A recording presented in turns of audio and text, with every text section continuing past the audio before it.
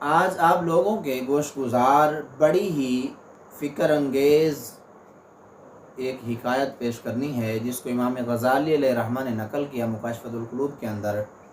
آپ فرماتے ہیں کہ ایک دانا یہ بات ارشاد فرماتے ہیں کہ اللہ رب العزت نے مخلوقات کو 3 قسم پر پیدا فرمایا۔ نمبر 1 انسان پیدا فرمائے، نمبر 2 جانور، نمبر 3 فرشتے۔ انسانوں کے اندر اللہ رب العزت نے عقل بھی رکھی، شہوت بھی رکھی۔ جانوروں کے اندر عقل نہیں رکھی، شہوت رکھی۔ فرشتوں کے اندر اللہ رب العزت نے شہوت نہیں رکھی، عقل رکھی۔ اب انسان جو ہے، اگر تو وہ عقل کے مطابق زندگی گزار کر، سرکار کی حدیث کے مطابق زندگی گزار کر اور شہوت کو چھوڑ دیتا ہے، نفسانی خواہشات کو چھوڑ دیتا ہے، تو وہ فرشتوں سے بھی افضل قرار دے دیا جاتا ہے۔